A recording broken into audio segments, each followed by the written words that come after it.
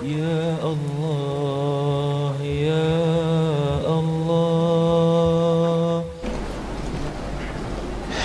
أستغفر الله العظيم الذي لا إله إلا هو الحي القيوم وأتوب إليه. أستغفر الله العظيم الذي لا إله إلا هو الحي القيوم وأتوب إليه. أستغفر الله العظيم الذي لا إله إلا هو الحي القيوم وأتوب إليه.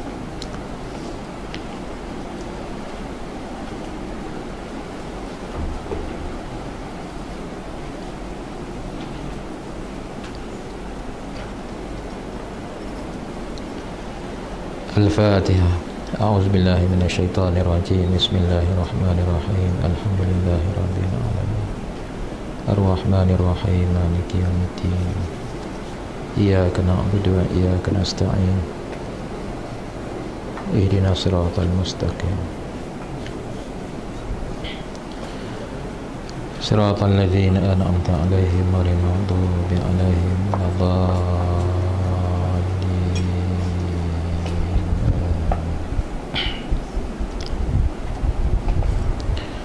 Assalamualaikum warahmatullahi ta'ala wabarakatuh. Alhamdulillahi rabbil alamin. Wassalatu wassalamu ala sayyidil mursalin wa ala alihi wa sahbihi ajma'in. Rabbi shrah li sadri wa yassir li amri wahlul 'uqdatam min lisani yafqahu qawli. Wala hawla wala quwwata illa billahil aliyyil azim. ولا حول ولا قوة إلا بالله العلي العظيم. ولا حول ولا قوة إلا بالله العلي العظيم. Kata al-Imam Al-Ghazali rahimahullahu ta'ala wa nafa'ana bihi wa bi'ulumihi fid darain amin. Katanya, wahai anakku yang tercinta. Muka surat 36 ya. Nasihat yang ke-13 ya. Katanya, wahai anakku yang tercinta, wajib ke atas orang yang salik, yakni menjalani jalan akhirat, bahawa ia menyempurnakan 4 macam sifat. Pertama, i'tiqad yang benar, yang tidak ada bid'ah di dalamnya. Maksudnya mengikuti akidah Ahlus Sunnah wal Jamaah. Kedua, bertaubat dengan taubat nasuha, sehingga ia tidak akan kembali mengerjakan dosa yang pernah dilakukannya. Ketiga, meminta halal daripada semua musuh dan makhluk, sehingga engkau tidak akan dituntut pada hari kiamat nanti.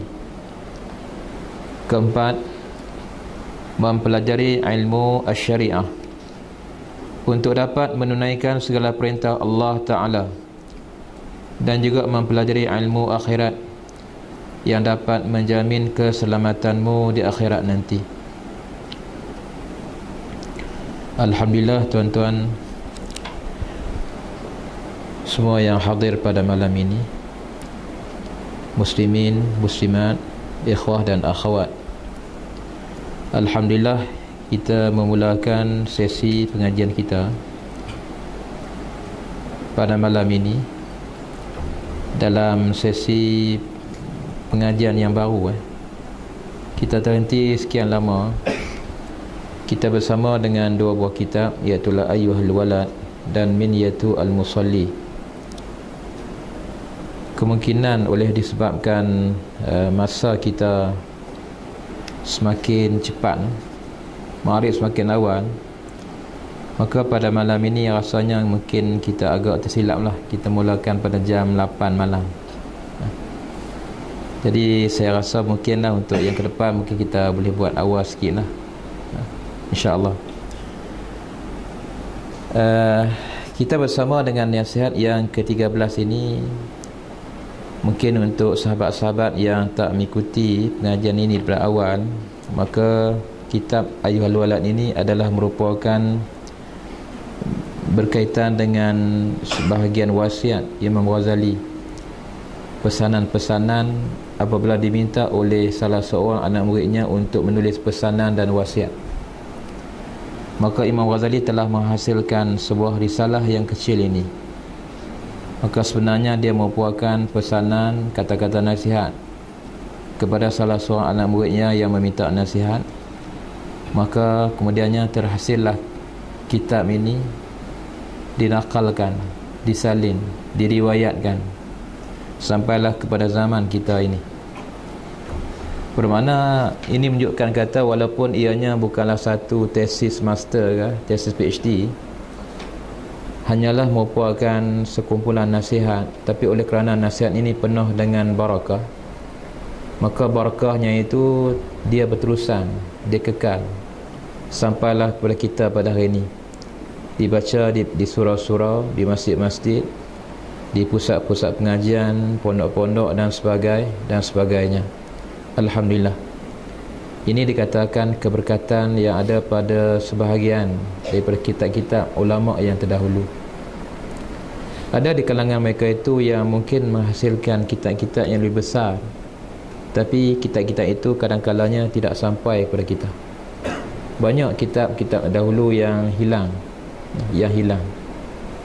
Kerana itu kita kadang-kadang mesti cermat dalam mengeluarkan sesuatu fatwa dan memberi pendapat dalam pendapat-pendapat yang tertentu. Sebab terutamanya dalam menilai balik orang-orang lama dan orang-orang dulu, ulama-ulama dulu. Sebab ditakuti ada ilmu yang ada pada mereka, tapi ilmu itu tak sampai kepada kita. Ini kita bimbang juga. Kadang-kadang zaman kita ini orang mudah mengkritik dan mudah menyalahkan ulama-ulama dahulu, bahkan kadang-kadang mungkin melaknati mereka. Ini tak sesuai. Ini merupakan orang-orang yang kering rohaninya, yang dia tak menilai usaha ulama-ulama terdahulu itu jika nak dibandingkan dengan kita ni jauh sekali. Baik ikhwah dan akhwat yang dirahmati Allah, kita berada pada nasihat yang nombor 13 ini, yang diberi tajuk oleh Syekhuna, guru kami Ustaz Fahmi Zamzam hafizahullah, dengan katanya 4 sifat kesempurnaan bagi orang yang salik. Istilah salik ini merupakan isim fa'il daripada perkataan salaka yasluku, sulukan, kemudiannya fahuwa salikun. Ini bagi orang yang dia pakar dalam bidang tasrif, dihafal itu senang. Jadi salik-salik ini selalunya istilah yang kita akan jumpa ketika mana kita membaca kitab-kitab tasawuf.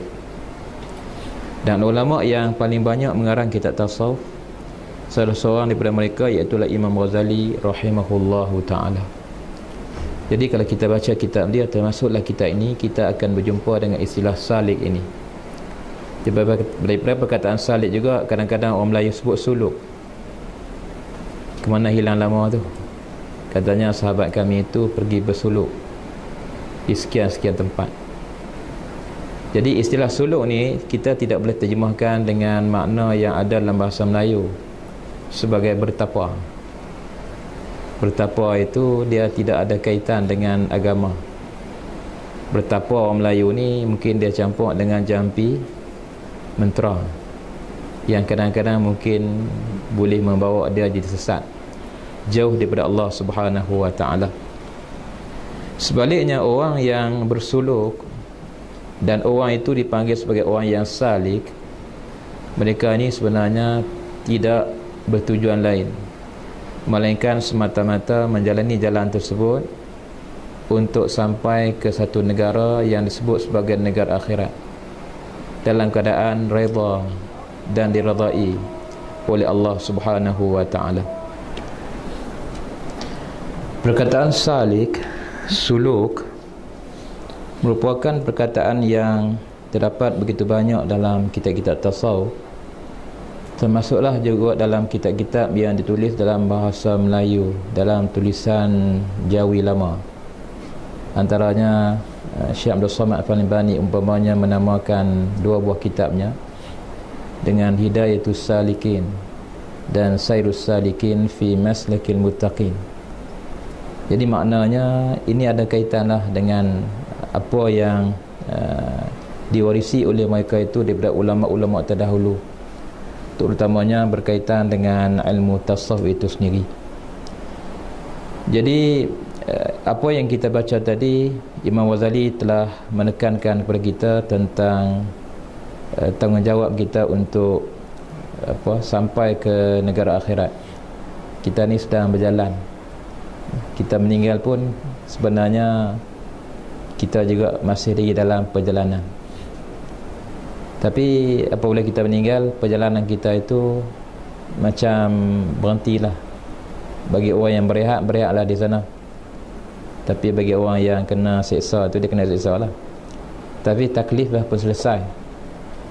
Tapi kita masih berjalan sehinggalah sampai masa nanti baru sampai betul-betul ke satu alam yang dikatakan sebagai alam akhirat itu.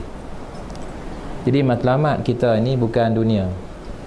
Sebab tu di awal-awal minggu pengajian di universiti, awal semester ni, kita mesti, kita katakan, mengikhlaskan niat kita. Nawai itu. Jadi berkat nawai itu ni, dia bukan setakat selesai mengaji kita dapat habuan, tak. Tapi yang penting sekali, nawai itu ni dia akan bawa sampai di penghujung hidup kita. Kita takut kalau nawai itu kita tak kena, niat kita tak kena, takut nanti apabila kita dah selesai, dapat ijazah dan sebagainya, mungkin pada ketika itu, yalah, mungkin datang sebab bangga ke, sombong ke, bongkok ke. Kadang-kadang orang alim ni dia terkena belitan iblis ini dengan caranya yang tersendiri, yang sesuai dengan sifatnya sebagai orang alim. Jadi kadang-kadang mungkin oleh kerana dia boleh belaka, mungkin dia didatangi dengan sifat-sifat dan perasaan tersebut. Sebab itulah daripada awal kita mesti berbetulkan nawaitu kita. Jadi dalam suasana pengajian di universiti pada hari ini, kadang-kadang kita susahlah nak dapat orang yang boleh dapat ingat kita selalu nawaitu ni. Kecuali di samping kita mengaji di kuliah, maka kita juga kena mengajilah cara-cara yang macam ni. Sebelah malam menghadap kitab-kitab ulama-ulama ini, berbincang dengan ustaz-ustaz yang ada. InsyaAllah ini sebahagian daripada tazkirah yang akan menyebabkan kita tak lupa Allah dan tak lupa tujuan dan matlamat hidup kita. Bukan setakat dunia, tapi kita mai ke sini perjalanan yang jauh. InsyaAllah kemungkinan orang kita tak dapat, kita katakan tak dapat habuan segera, kemungkinan, tapi kita yakin innallaha la yukhliful mi'ad. Allah itu dia tidak memungkiri janjinya.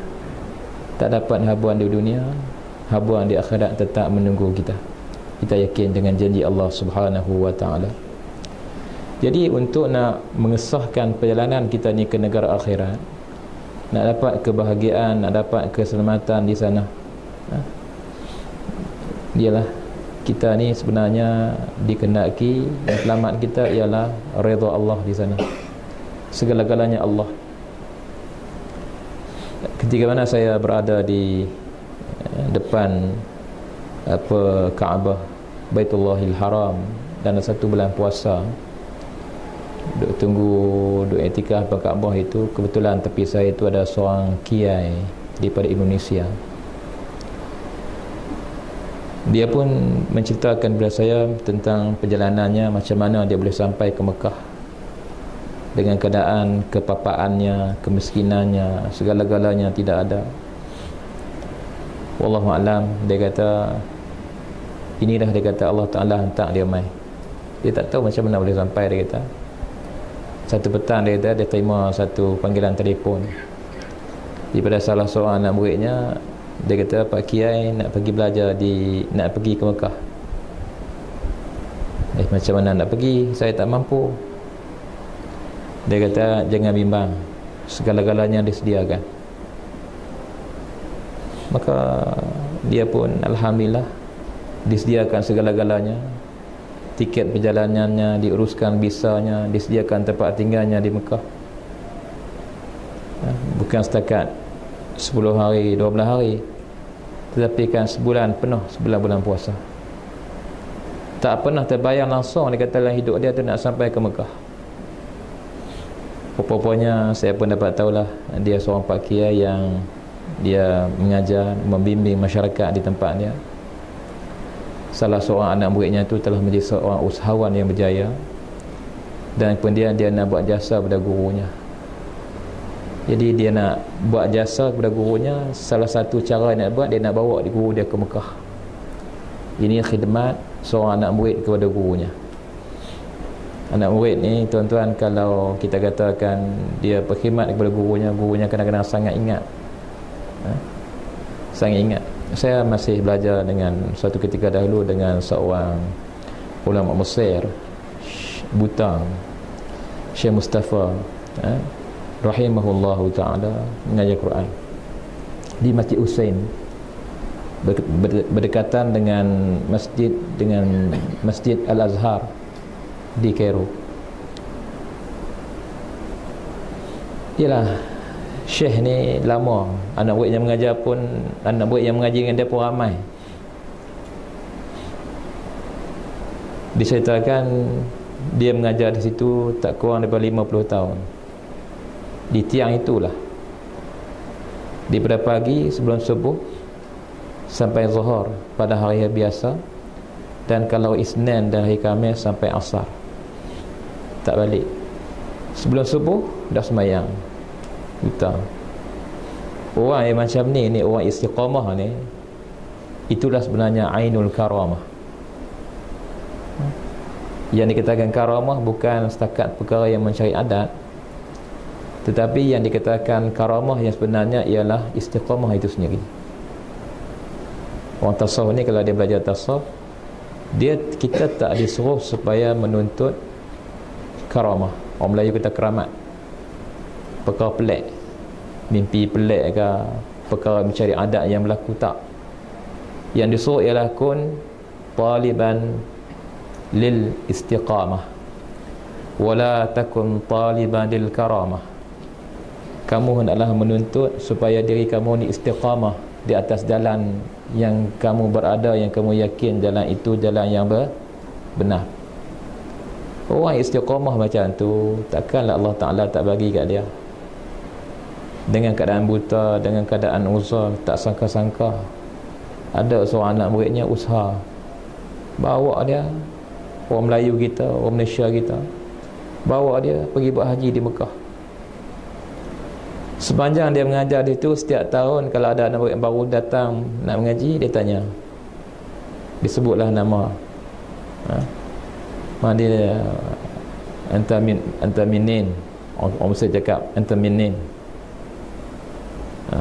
ana talib jadid, ana min Qadah, ta'arif Muhammad Nakhir. Dia tanya yang kawan tu je, dia tak tanya orang lain lah. Kalau datang daripada Kelantan ke, daripada mana ke, dia beritahu kata ana min Malaysia, dia tanya juga Syekh tu lah, dia tanya. Sebab apa? Dia teringat anak muridnya yang telah berkhidmat kepada dia, bawa dia pergi buat haji di Mekah, jaga dia, pimpin dia, tawaf, sa'i sampai selesai haji. Masya Allah. Pendek kata, dia tak terbayang langsung macam mana nak boleh buat haji ni. Allah Ta'ala bagi kat dia lah tu, tu karamah tu, Allah Ta'ala bagi kat dia. Allah Ta'ala angkat dia pergi buat haji. Sama lah juga dengan Syekh yang Pak Kiai yang saya jumpa ni, dia tak sangka, dia kata tiba-tiba boleh datang ke sini. Dia kata dia sediakan tempat, duduk sebulan pula, dia kata. Lalu duduk berbual dengan dia, dan saya teringat salah satu kata-katanya kepada saya. Dia kata Rasulullah sallallahu alaihi wasallam itu adalah merupakan manusia akhirat. Manusia akhirat sebenarnya. Nabi ini, Nabi Muhammad Rasulullah itu bukan manusia dunia, bukan orang dunia, tapi dia merupakan orang akhirat yang Allah Ta'ala utuskan kepada kita ni, manusia biasa ni, untuk memimpin kita kepada negara akhirat. Itu. Jadi kita kena ingat yang itulah, bila-bila pun bukan matlamat kita dunia sementara, kita akan berada di negara yang kekal abadi. Mati bila-bila masa saja boleh datang jemput kita. Saya pun tak sangka rupa-rupanya sahabat, kawan yang saya tengok terbaring di atas jalan raya itu merupakan anak murid saya. Sahabat kita yang meninggal dunia tak berapa lama dahulu. Siapa nama dia saya? Siapa nama? Yang meninggal dunia aksiden. Siapa? Ya, bukan. Dekat dengan Pulau Pinang sana. Faiz Faiz. Tak sangka-sangka saya lalu, saya tengok aksiden motor jatuh atas jalan, dan ketika itu jenazah ditutup, ada orang yang menguruskan. Pagi saya tolak pukul 4 pagi lebih kurang, balik daripada sini bersama dengan keluarga, tengok sampai saya tak sempat sampai kat kampung pun lagi, berhenti nak sarapan pagi dengan anak-anak, dapat telefon daripada salah seorang kawan. Dia kata, Faiz Ustaz terlibat dengan kemalangan, aksiden, meninggal dunia. Tak sangka tak sangka. Jadi saya berasa sedih lah sebab saya lalu, tapi saya tak tahu kata dia anak murid saya. Tapi saya alhamdulillah sempat pergi berjumpa dengan ayahnya dan sebagainya. Itu kita katakan kematian. Kita dengar cerita tu tak sangka, kata ayahnya sepatutnya semalam dia tak balik dengan motor. Ayah dia beritahu, sepatutnya awal tu dia dah nak balik dengan kereta. Tiba-tiba macam mana dia tukar balik dengan motor. Dan itulah merupakan kali pertama balik dengan motor. Tak pernah sebelum ni balik dengan motor. Allah Ta'ala nak takdirkan macam itu kematian. Jadi kalau kita tahu kata kita mati, senang. Bila dekat nak mati, senang kalau kita tahu. Tapi kematian tu selalunya datang tak tahu dah, dan tak disangka-sangka. Tapi pasti mati. Tak ada siapa pun yang kekal abadi. Jadi kalau kita faham yang tu, bermakna walau macam mana sekalipun kita mesti meletakkan akhirat itu sebagai nombor satu. Yang ni sekarang ni orang tak mau cakap. Zaman kita ni orang cakap tentang sistem ekonomi, mungkin juga tentang sistem politik. Hatta kalau dalam projek-projek perumahan yang dia ada pun, dia tak bercakap tentang soal-soal akhirat. Dia buat segala projek perumahan, jalannya di mana, kedainya di mana, tanah untuk tempat-tempat permainan, padang permainan, taman rekreasinya di mana. Tapi kalau kita tengok dalam projek perancangan yang ada tu, kadang-kadang apa? Selalunya lah dia tak sedia pun tanah kuburnya di mana. Ada sedia? Tak ada. Dia nak sebuah kubur pun takut, dia tak sedia. Tapi hakikatnya takut tak takut, itulah yang dikatakan hakikat kehidupan kita. Sementara satu masa nanti pasti sampai di sana. Jadi supaya nak selamat di sana ini, bermakna kita hendaklah menjadi seorang yang salik, seorang yang menjalani betul-betul jalan ni. Bukan setakat lalu long line tapi lalu betul-betul, memang qasad betul-betul. Ni salik, yang dia memang lalui sungguh, bukan setakat sambil-sambil lewat, tidak. Bermakna kita mesti menjadikan itu matlamat kita. Nak dapat selamat di sana macam mana?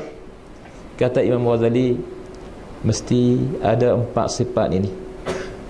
Yang pertama itulah yang dikatakan mesti ada i'tiqad yang benar.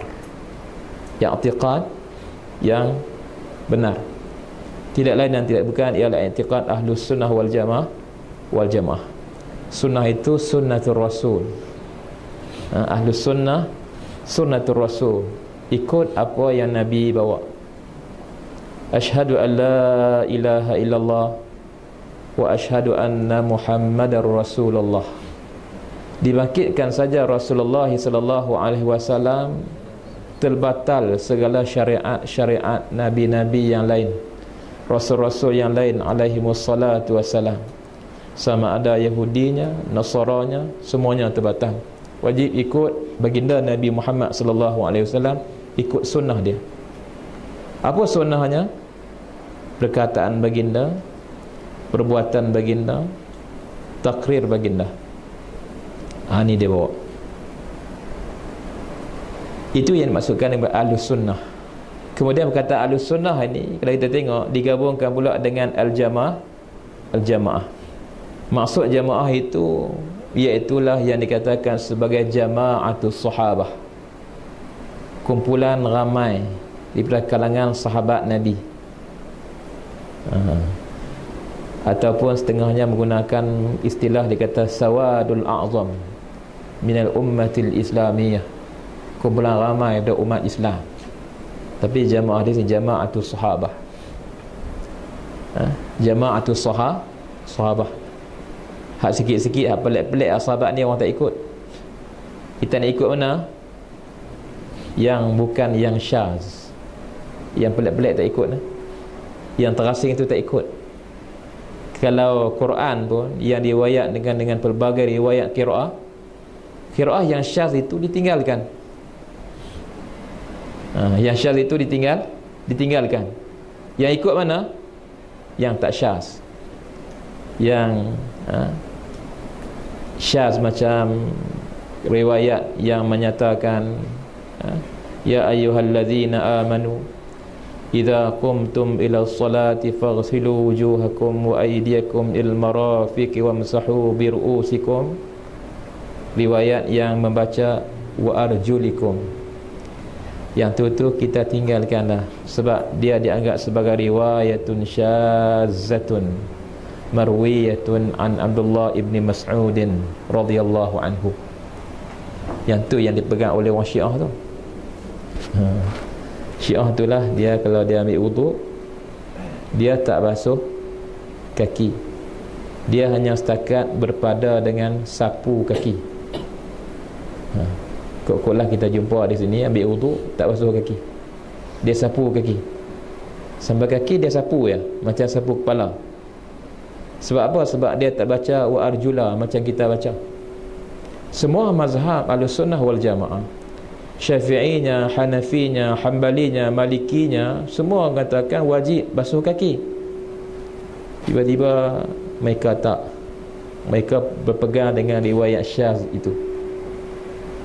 Apatah lagi orang Syiah ni, mereka juga merupakan golongan yang mengkafirkan ataupun mengkufurkan sahabat-sahabat Rasulullah sallallahu alaihi wasallam.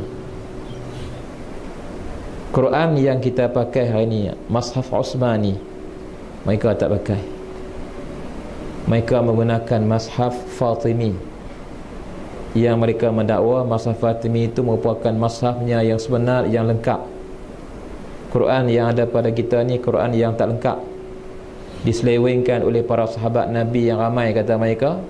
Sebab lepas saja kewafatan Rasulullah, sahabat-sahabat Nabi semuanya kufur, kecuali afradun qalilun. Sebahagian mereka pun kira-kira ada yang mengatakan 6 orang saja, iaitulah siapa? Ali, Hasan, Husain, Fatimah, Salman dan Abu Zar Al-Ghifari. 6 orang. Yang lain semua kufur. Itu salah satu pendakwaan golongan Syiah terhadap sahabat Nabi. Yang ni teruk lah kan. Syiah yang dekat tu mereka tidak mengkufurkan sahabat. Syiah Zaidiyah yang sebahagiannya ada di Yaman tu. Syiah Hausiyah tu sikitnya, tak banyak. Zaidiyah tu banyak sikit. Hausiyah tu dia tak banyak. Tapi hari ni dia lah yang menimbulkan masalah di negara Yaman itu pada hari ini. Baik. Jadi kalau kita tengok itu, daripada mana yang dikatakan timbulnya Ahlussunnah wal Jamaah ini?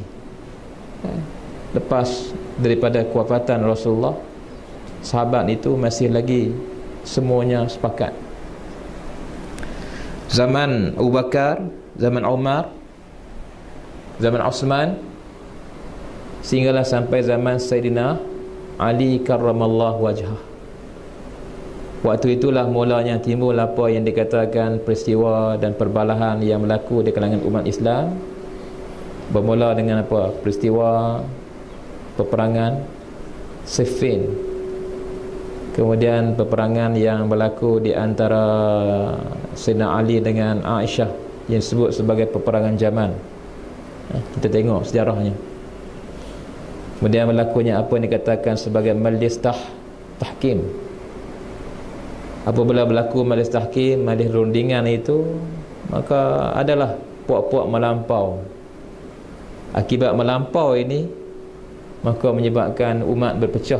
Bermula daripada saat itulah terpecah kepada 3 kelompok yang besar. Yang pertamanya bersama dengan jumhur sahabah, kumpulan paling ramai sahabah, mereka lah mewakili ahli sunnah wal jamaah. Dan satu lagi dipanggil Khawarij, yang kemudiannya mereka telah berjaya juga membina negara, dan di antara negara mereka itu ada yang kekal sampai ke hari ini, iaitulah yang berpusat di negara Oman pada hari ini. Yang fiqh mereka itu dikatakan sebagai fiqh Ibadiyah. Dan satu lagi kelompok yang dikatakan sebagai Syiah. Dan kemudiannya Syiah ini juga telah berpecah kepada pelbagai kelompok yang ramai. Dulu ada usaha untuk melakukan apa dikatakan sebagai takhrib al-mazahib, tetapi nampaknya hari ini usaha tersebut nampaknya menemui jalan buntu. Tidak ada cara. Akibat daripada berlakunya peristiwa yang berlaku di Iraq, orang Ahlussunnah dibunuh dan sebagainya, mengakibatkan di kalangan ulama-ulama Ahlussunnah pun mereka telah menilai kembali Syiah, sehingga ada di kalangan ulama Ahlussunnah yang hari ini telah mengkafirkan Syiah, terutamanya Syiah yang berpusat di Iran itu yang berlaku. Jadi ini merupakan perkembangan yang berlaku semenjak zaman dulu, tapi berlarutan sampai sekarang, tak selesai. Pertikaian yang asalnya berlaku sesama sahabat berlanjutan sampai sekarang. Sahabat semuanya hum salimun, selamat. Hum salimun, najun, selamat. Ada siapa berani kata sahabat tak selamat? Kufur? Tak. Wa awwalit tashadur alladhi warat in khutta fihi fajtanib da'al hasad. Segala pertikaian yang berlaku di kalangan sahabat radhiyallahu anhum ajma'in, hendaklah kamu mentakwilkannya secara yang baik, dengan takwil yang baik, dengan tafsiran yang baik. In khutta fihi, kalau kamu berbicara tentang sejarah mereka itu. Bermakna pertikaian yang berlaku di antara Sayyidina Ali dengan Aisyah, di antara Sayyidina Ali dengan Muawiyah, pertikaian itu pertikaian yang masing-masing ada mauqif, ada pendirian, dan pendirian mereka itu berdasarkan ijtihad masing-masing. In asaba falahu ajran wa in akhta'a falahu ajrun wahid. Kalaulah dia betul ijtihad dia dapat 2, kalau tak betul dapat 1. Dosa? Tak. Macam hari ni lah, orang duk ijtihad juga kan. 2-3 hari ni dah ijtihad. Nak puasa hari Senin ke hari Khamis? Nak puasa hari apa? Hari Jumaat ke hari Sabtu? Nak ikut Saudi kan, nak ikut Malaysia? Kelang kabut lah. Tak apalah, boleh baca dalam WhatsApp tu, saya tak hurai. Macam-macam ada. Tengok Facebook dan sebagainya. Nak ikut pandangan mana? Dia ada hikmah lah. Apabila timbul isu tu baru orang baca. Kalau tak timbul isu buat tak tahu ya, tak mau mengaji pun tak mau ambil tahu. Semuanya ada hikmah yang berlaku. Fajtanib da'al hasad, kata al-Imam Ibrahim Laqani rahimahullahu ta'ala dalam matan Jawharah Tauhidnya. Kalau kamu bercakap, ya, kamu bincanglah cara baik. Jangan kamu ni hasad, terutamanya hasad kepada sahabat radhiyallahu anhum ajma'in. Mereka ada dasar, ada pegangan ketika mana mereka mengambil mauqif masing-masing. Tapi dah lah, apabila musuh masuk, dia pecah-pecahkan lagi, dia teruskan, dia pegang dulu lagi, bukan sekarang baru pegang apa divide and rule, farriq tasud, bukan dulu, bukan sekarang ni, dulu lagi. Kaedah yang sama juga itu berterusan sampai hari ini, menyebabkan apa yang ada dalam keadaan umat Islam pada hari ini.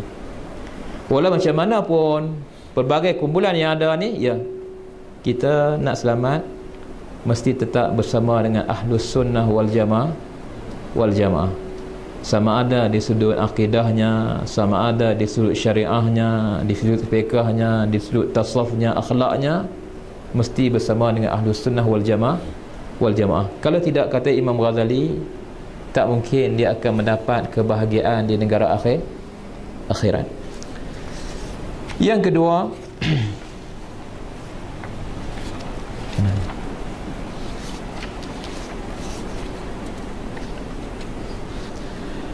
bertaubat dengan taubat nasuha. Tak dapat tidak lah. Bertaubat dengan taubat nasuha, terutamanya bagi orang yang belajar, juga bagi orang yang mengajar. Bagus jadi cikgu, jadi ustaz bagus, jadi cikgu bagus, jadi pelajar pun bagus. Sebab apa? Sebab ada arahan Quran direct kepada orang ni, walakin kunu rabbaniyyin bima kuntum tuallimunal kitaba wa bima kuntum tadrusun. Allah Ta'ala perintahkan kita ni jadi orang yang rabbani. Makna rabbani apa ni? Dekat dengan Allah lah. Kalau nak dekat dengan Allah, apa maknanya? Segala yang Allah Ta'ala tak suka tu buanglah. Kalau orang yang kita cintai dia, sayang kat dia, siapa? Tak kisahlah siapa kan. Ada benda dia tak suka kat kita, kita pun bawa juga benda tu pergi dekat dia, dia mau kat kita? Tak mau. Kita nak jumpa orang yang kita nampak dia minat kat kita, kita pun buatkan sesuatu yang dia minat lah kepada kita. Kalau pakai selekeh tu, pakai smart lah kan. Pakai smart lah. Kalau rasa-rasanya kita ni ada bau badan dan sebagainya, kita pakailah minyak wangi tu banyak sikit. Contoh lah. Samalah juga kalaulah kita ni nak dekatkan diri dengan Allah, kalau bawa maksiat, bawa dosa, macam mana Allah Ta'ala nak terima kita? Jadi tidak ada cara. Inilah yang dikatakan mesti ada taubah nasuh, taubatan nasuha, taubat yang sebenarnya. Dan hukum bertaubat ni kita tahulah, kalau kita baca kitab-kitab ulama kita, bertaubat ni wajib setiap masa. Bukan kata dia buat dosa bertangguh dulu, tak mau bertaubat lagi. Dia kata kalau bertaubat dah, habislah aku. Tak, bukan macam tu. Bertaubat ni wajib setiap masa. Kalau dia bertaubat, lepas tu terbuat lagi dosa, bukan saja saya buat, terbuat, maka tak mengapa, tak apa, kita bersyukur juga. Sebab kita menganggap dosa itu pun ada hikmah. Apa hikmah dosa yang berlaku tu? Iaitulah Allah Ta'ala dia sayang kepada kita. Kalau setiap kali kita buat dosa, kita bertaubat, itu maknanya Allah Ta'ala sayang kepada kita. Innallaha yuhibbut tawwabin. Tawwabin ni bukan orang tu bertaubat sekali, bermakna orang tu dia buat dosa bertaubat, buat dosa bertaubat, buat dosa bertaubat. Jadi ada hikmahnya. Jadi kalau kita ada sifat yang macam tu, kita takkan putus asa. Kok-koklah kadang-kadang ni dia buat dosa banyak dah banyak dah, apa jadi? Macam mana ni, takkanlah Allah Ta'ala tak nak terima dosa aku? Apa jadi? Sampai satu masa kemungkinan terjadilah apa yang berlaku macam zaman Bani Israel dulu lah, yang dah bunuh dah berapa? 99 orang kan? Datang menjumpa dengan Tok Guru, hal min taubah ya Syekh, apakah Allah Ta'ala terima taubat saya? Tak terima dah. sebab engkau buat ni banyak sangat dosa sampai dah 99 orang. Tak cakap banyak anak, bagi cukup malah satu potong kepala dia, cukup satu. Tapi orang tu dia masih ada sifat yang baik, keinginan untuk berubah tu tak ada. Dia cari lagi. Akhirnya dia jumpa dengan seorang guru. Dia tanya, ya, Allah itu maha penerima taubat dan sebagainya. Alhamdulillah, dia pun bertaubat betul-betul. Guru ni guru yang penuh hikmah. Dia tengok kalau orang tu tidak ada sifat baik, orang tu tak tanya soalan tu. Tanya soalan tu, orang ada sifat baik lah, keinginan nak berubah tu ada. Alhamdulillah, dia berubah. Tapi ditakdirkan Allah, tak lama tu meninggal dunia. Ini dikatakan bagaimana dengan rahmat Allah. Allah Ta'ala telah perintahkan kepada bumi itu supaya didekatkan tempat yang dia nak pindah tadi. Oleh kerana menerima saranan guru tersebut, engkau akan diterima oleh Allah taubat engkau, tapi ada syaratnya, engkau kena pindah, tak boleh tinggal tempat engkau. Kita juga macam itulah kalau belajar ni, di zaman belajar, kalau puasa-puasa nak berubah ni, kalau duduk di kalangan persekitaran yang kita tak boleh nak berubah, payah. Kita nak berubah, pagi-pagi nak pergi kuliah awal, tengok kawan sebelah, boy, duk sedap lagi dia, berasa juga tu. Payah nak ubah tak? Payah. Kena ubah. Aku tak maduk dah dengan hang. Mesti depan aku nak ubah pilih lain pula. Baru dia tahu. Baik, ini dikatakan kena berubah. Ada bi'ah, ada bi'ah. Kalau kita rajin lah, kalau kita rajin lah kan, cari satu risalah bertajuk Ihya Ar-Rabbaniyah. Ihya Ar-Rabbaniyah yang ditulis oleh Ustaz Said Hawa rahimahullahu ta'ala. Macam mana nak mewujudkan suasana yang baik ni, macam mana nak mewujudkan orang-orang Rabbani, terutamanya di abad ke-20, 21 ni. Macam mana abad ke-20 dah dia bercakap. Syekh Said Hawa rahimahullah ta'ala ni seorang ulama Suria yang meninggal dunia di Amman. Seorang ulama gerakan Islam yang cenderung kepada ilmu tasawuf. Dia meninggal dunia di Amman. Dia ada menulis tentang macam mana dikatakan nak mewujudkan orang-orang Rabbani, Ihya Ar-Rabbaniyah. Tajuk risalah dia, kena baca lah, cari. Tak dapat tidak, dia kata mesti ada 4 benda. Satunya dia kata az-zikru, zikir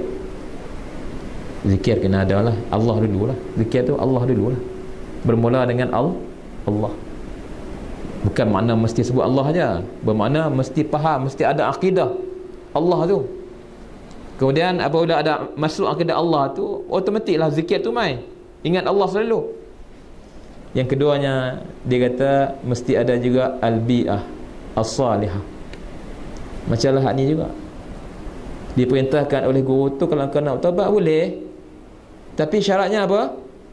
Ada bi'ah salihah, berubah, pindah kan. Ketiganya kata Sayyid Hawa, saya sebutlah sikit, dia kata mesti ada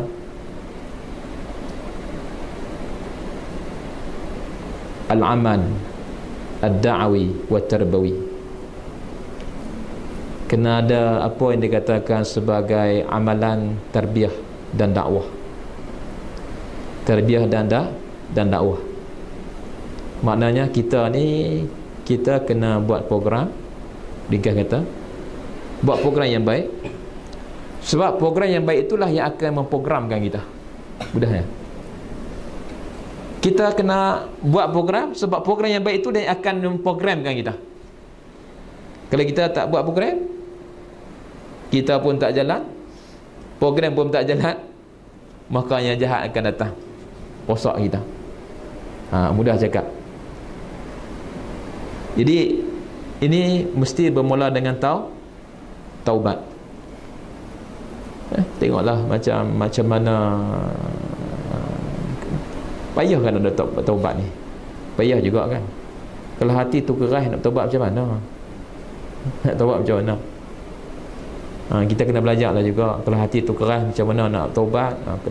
Banyak baca Quran, banyak tengok ayat-ayat yang menyebabkan orang-orang dulu tu boleh bertaubat. Kalau jahat kita pun takkan jahat macam Sayyidina Umar Al-Khattab radhiyallahu anhu masa zaman jahiliah dah. Tapi tengok macam Umar Al-Khattab tu boleh berkalih jadi hebat. Tengok-tengok macam mana? Tengok-tengok, oh rupa-rupanya Umar Al-Khattab ni dia dengar adik dia baca Taha ma anzalna alaikal qur'ana litashqa illa tazkiratan liman yakhsha tanzilan mimman khalaqal arda was samawati al-ula. Betul. Dia dengar tu, fa aina Muhammad? Terus tanya, mana Muhammad? Tanya tu bukan tanya nak pi bunuh Muhammad tak, tapi tanya tu tanya nak berubah. Nak berubah, nak pi berubah, nak pi jumpa Nabi Muhammad, nak berubah. Dia menyesal tu weh. Ayat tu mungkin kalau di setengah kita katakan orang-orang yang mengamalkan perubatan Islam, kemungkinan mereka menjadikan ayat pelembut hati. Kokoklah ke depan ni nak tahu kan, kahwin lah, kahwin dapat isteri kerah, isteri pula dapat suami kerah. Kerahnya suami aku ni tak mau berubah. Malam-malam buat apa? Bangun tengah malam tu baca ayat tu, muih kepala dia. Tengok-tengok suami pun belajar juga. Waktu isteri duk muih dia boleh nak elok isteri letak kepala pula, dia bangun muih isteri pula. Duk belaga tu. Duk belaga tak sampai-sampai. Ni lah muih siapa ni? Siapa lah muih siapa? Selesai masalah. Kena gabut nah. Baik. Ya, mesti kita mulakan dengan taubat. Yang ketiga, meminta halal daripada semua musuh dan makhluk sehingga engkau tidak akan dituntut pada hari kiamat nanti. Sebab tu buat jahat jangan sekali, buat baik buatlah sebanyak-banyaknya. Kot-kot lah, takut kot-kot lah. Hak kita buat jahat sekali tu orang ingat tu weh. Kot-kot lah, sekali kita buat tu orang ingat tu weh. Mungkin waktu tu kita pun dah berubah dah, dia tak syah besar dah, tapi orang dah ingat kita, dia ni dulu pernah buat sesuatu aku. Kot-kot lah dia tak maaf. Masalah. Sebab tu kena usaha kalau boleh tu jangan kita buat jahat sama sekali, terutamanya kepada yang bersangkut dengan hak orang. Ini dikatakan meminta halal daripada semua musuh dan makhluk sehingga engkau tidak akan dituntut pada hari kiamat nanti. Tengok orang tasawuf ni, makhluk, semua makhluk dan makhluk, bukan manusia saja, makhluk dia kata, makhluk lain pun, termasuklah binatang ke, tumbuh-tumbuhan ke. Ni sebab tu dunia ni kalau ada orang tasawuf betul-betul, semua orang tasawuf belakang, dunia ni aman. Yang union macam-macam ni sebab apa ni? Sebab orang tak mengaji lah kitab-kitab macam ni. Keempat, mempelajari ilmu asy-syariah untuk dapat menunaikan segala perintah Allah Ta'ala, dan juga mempelajari ilmu akhirat yang dapat menjamin keselamatanmu di akhirat nanti. InsyaAllah yang ni lah yang kita nak, iaitulah nak selamat di akhirat nanti. Kalau kita tengok di situ, Imam Ghazali telah membezakan di antara ilmu asy-syariah dengan ilmu akhirat. Kenapa dibezakan itu? Ialah asy-syariah itu dia lebih kepada ilmu yang berkaitan dengan hukum zahir. Hukum zahir ini dia ada kaitan dengan ilmu yang mentadbir dunia.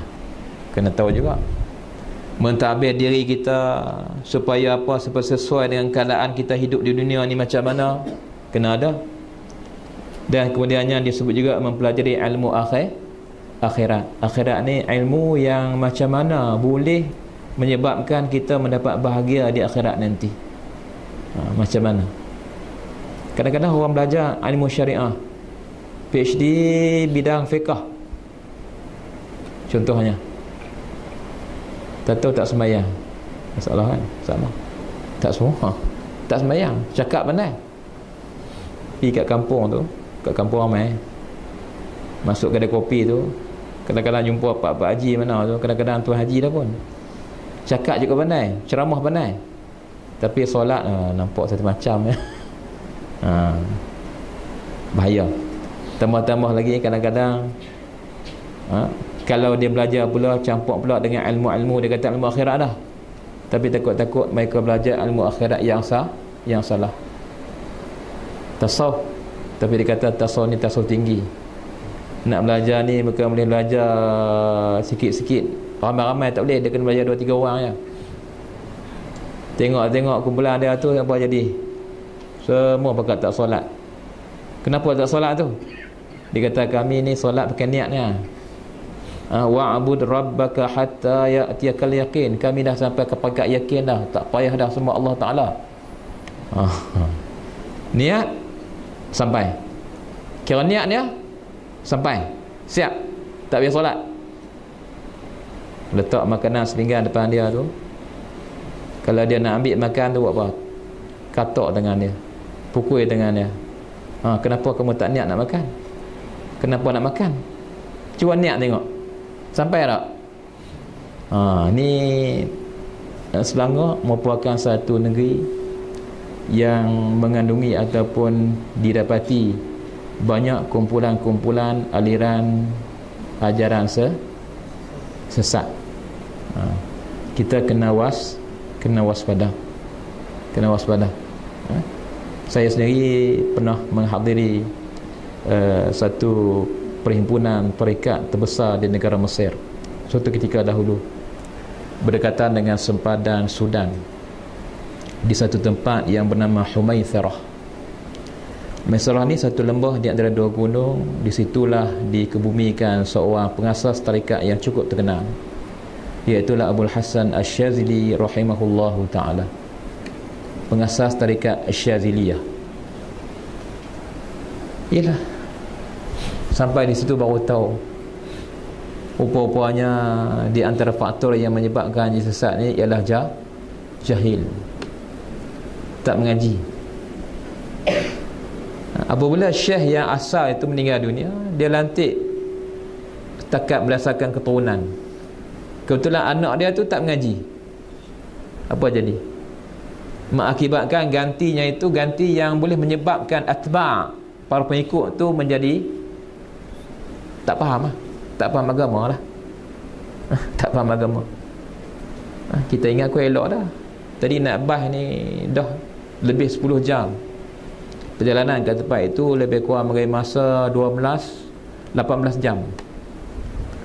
Bayangkanlah naik dengan warak ni, orang Mesir ni dia biasalah kalau naik kereta api dia buat kambing, ayam ya.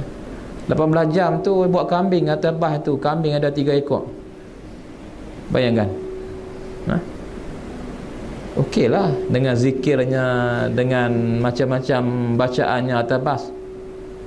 Tapi terkejut kita sampai di tepi laut, tengok-tengok mana dia khalifah tadi.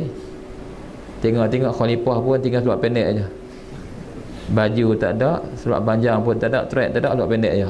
Ni apa ni, tarekat apa ni, ikut-ikut ni. Ya, berwaspada. Sampai pula di maqam syekh, Mazarahi maqam syekh, mereka mengadakan upacara.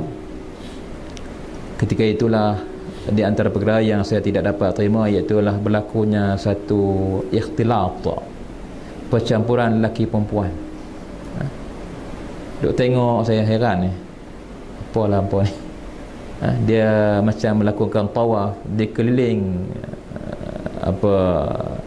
Darih ni kubur lah, maqam syekh itu. Maka mereka memanggil, ya Abul Hasan, ya Abul Hasan, ya Abul Hasan. Tak apa lagi saya akan panggil.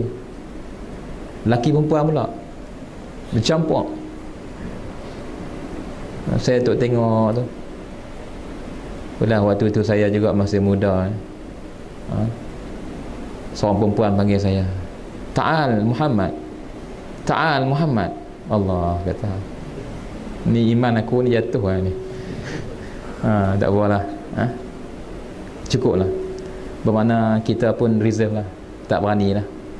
Jadi makna saya nak katakan mesti berhati-hati dalam kita mencari, terutamanya mencari mungkin kumpulan tarekat-tarekat yang benar, yang mu'tabar. Memang ada, tapi mesti cari. Tapi dalam masa yang sama kita kena waspada daripada terjumpa dengan pahaman-pahaman yang salah yang boleh menyebabkan syariat kita tergadai dan sebagainya. Wallahu a'lam. Kita berhenti sekat tu untuk malam ni.